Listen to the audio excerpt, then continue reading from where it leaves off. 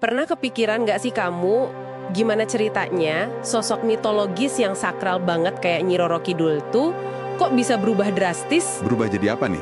Yaitu dari yang dihormati, malah jadi ikon horor yang sering kita lihat di film-film. Nah, ini nih yang mau kita gali lebih dalam di sesi ini. Oke, menarik. Transformasi Nyi Roro Kidul ya? Betul, kita bakal coba telusuri jejak perubahannya, fokusnya ke sinema horor Indonesia era 80-an. Kita punya sumber analisis yang cukup tajam nih soal ini. Sip. Era 80-an itu memang masa keemasan horor Indonesia kan ya? Iya banget. Jadi misi kita kali ini buat kamu nih, kita mau bongkar lapis demi lapis, gimana sih ceritanya narasi yang awalnya penuh makna filosofis, jadi dikemas ulang. Jadi identik sama horor dan sensasi gitu ya? Persis. Sampai makna aslinya mungkin agak, terpinggirkan. Yuk kita mulai aja. Oke. Jadi kalau kita tarik dari awal ya, ada pergeseran besar ya dari fungsi asli mitos Nyi Roro Kidul. Dulu kan perannya penting banget buat... Keseimbangan kosmik Jawa istilahnya. Nah, itu dia, semacam harmoni alam dan spiritual gitu kan. Sama juga buat legitimasi politik Keraton Mataram, pengesahan kekuasaan sultan. Betul sekali. Dan di sini penting banget nih kita bedain dua figur. Ada Kanjeng Ratu Kidul Oke. dan ada Nyi Roro Kidul. Nah, Kanjeng Ratu Kidul ini yang sosok sakralnya, permaisuri spiritual sultan, penjaga stabilitas keraton dan alam. Yang lebih tinggi gitu ya posisinya dalam kosmologi Jawa. Bisa dibilang gitu. Nah, kalau Nyi Roro Kidul, ini versi yang lebih populer, yang ceritanya seringnya putri terusir, terus jadi penguasa Laut Selatan. Oke. Yang lebih banyak dramanya ya. Iya, justru versi populer ini yang lebih gampang diangkat sama sinema 80-an. Kenapa? Ya karena konfliknya lebih banyak, lebih dramatis, jadi lebih menjual buat jadi cerita horor. Masuk akal. Dan ini kan terjadinya di era 80-an, yang tadi kita sebut zaman emas film horor Indonesia. Kondisi politik Orde Baru waktu itu juga ngaruh kan ya? Oh jelas, sensor kan ketat banget tuh buat isu-isu yang dianggap sensitif, kayak politik misalnya. Jadi sineas cari aman gitu. Kurang lebih begitu. Mereka banyak yang lari ke genre yang dianggap aman. Ya salah satunya horor ini. Tapi horornya nggak biasa aja kan? Ada strategi khusus, sensasionalisme aman itu? Ya, tepat. Itu istilah yang menarik. Jadi biar filmnya laku keras, tapi nggak kena semprit isu politik, mereka campur aduk tuh unsur klinik, perdukunan gitu. Mistis-mistis gitu ya? Iya, terus ditambah kekerasan visual sama seksualitas. Makanya muncul istilah horror seks. Oh, jadi menggabungkan seram sama yang agak sensual gitu ya? Betul.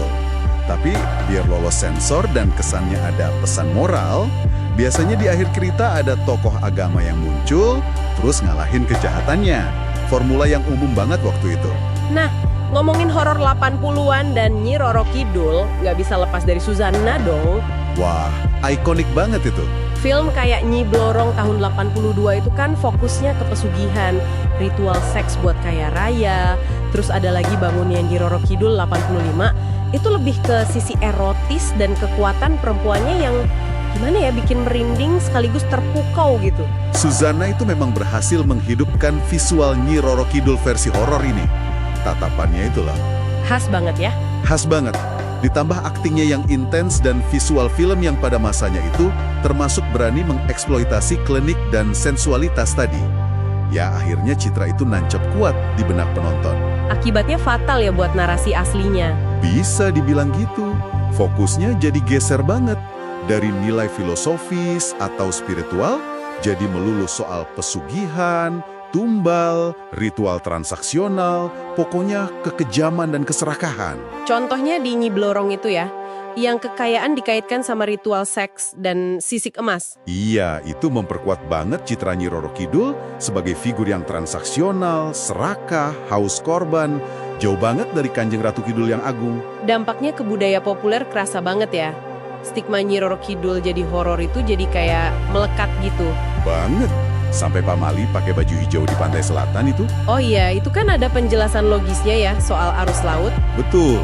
Logisnya kan warna hijau susah dicari kalau ada korban terseret arus. Tapi karena film-film ini sering banget mengaitkan baju hijau dengan kemarahan Ratu Kidul, Jadi tahayulnya yang lebih kuat di masyarakat.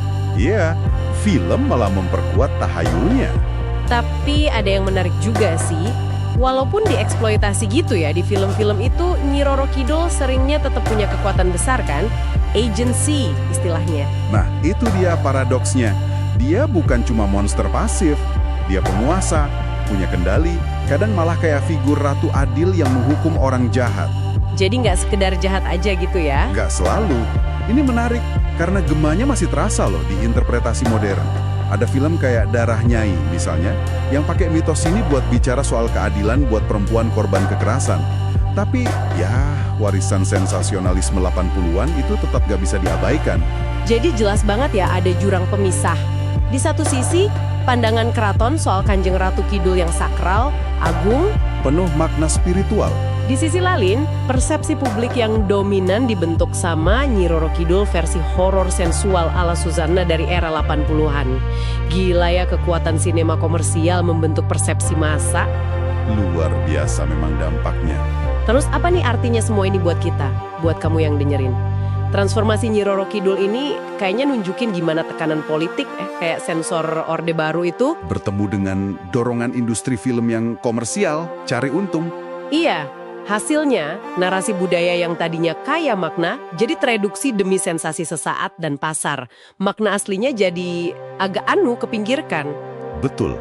Dan kalau kita mau tarik lebih jauh lagi, ini kan memunculkan pertanyaan penting ya, buat kamu renungkan juga. Pertanyaan apa tuh?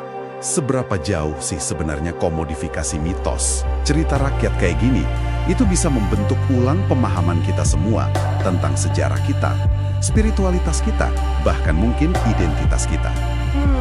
Dalam juga ya pertanyaannya. Dan satu lagi, tanggung jawab kayak apa sih yang sebaiknya dipegang sama kreator konten zaman sekarang pas mereka mau mengangkat lagi atau menafsirkan ulang narasi-narasi sakral atau bersejarah kayak gini? Wah, iya juga ya. Nah, itu mungkin bisa jadi bahan refleksi yang menarik buat kamu bawa pulang setelah dengerin ini. Sesuatu untuk dipikirkan lebih lanjut kan?